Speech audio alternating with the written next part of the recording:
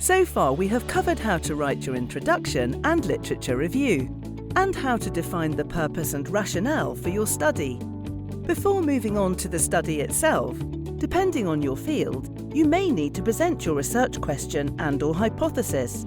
You don't usually need to include both, unless you have several hypotheses that arise from the research question. Follow the convention in your field if you are unsure which one you should include. It's important to note that although we're discussing it as part of writing your paper, your research question or hypotheses should actually have been developed before you conducted or even designed your study. So here we're really discussing how you can clearly state the research question or hypotheses. Your research question or questions should specifically state the purpose of your study in terms of the question you aim to answer. So, for example, if the purpose is to evaluate the efficacy of a newly developed intervention for treating anxiety, your research question might be something like, is intervention A effective for treating people with anxiety? This question then needs to be turned into a testable hypothesis. A hypothesis is worded as a statement rather than a question, and it should make a prediction about what you expect to happen.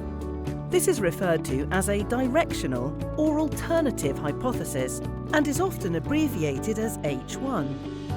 So for this question we might write, participants who receive intervention A will show a significant reduction in scores on the anxiety scale from baseline to 6-week follow-up. Or if the study includes a control group, then we might write, participants who receive intervention A will score significantly lower on the anxiety scale than participants in the waitlist control group. Note how the hypotheses state specifically what is expected. A hypothesis that states participants who receive the intervention will be less anxious is not specific enough because it does not state how you will know whether anxiety has been reduced or what less is in relation to. When you test a hypothesis, you actually test the null hypothesis, which predicts no difference in the variables you are testing. Some journals prefer you to state the null hypothesis, often abbreviated as H0, or both the null and alternative. The null forms of our example hypotheses are as follows. Participants who receive intervention A will show no difference in anxiety scores from baseline to 6-week follow-up. Participants who receive intervention A will show no difference in anxiety scores from participants in the waitlist control group. Of course, these are just a couple of examples, and your research questions and hypotheses are likely to be quite different. A few more examples are as follows. In an experimental study that examines the effect of one or more independent variables on a dependent variable, research question, does substance A affect the appetite of rats? Directional or alternative hypothesis. Rats that receive an injection of substance A will consume significantly more food than rats that do not receive the injection. Null hypothesis. Rats that receive an injection of substance A will show no difference in food consumption from those that do not receive the injection. In a correlational study that examines the relationships among variables, research question, does spending time outdoors influence how satisfied people feel with their lives?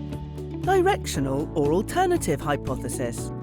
There is a significant positive relationship between the weekly amount of time spent outdoors and self-reported levels of satisfaction with life. Null hypothesis.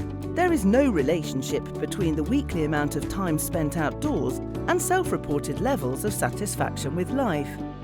An important point to remember if you're writing several hypotheses, or if you're stating both the null and alternative, is that it is much less confusing to the reader if you make the wording as similar as possible for each one.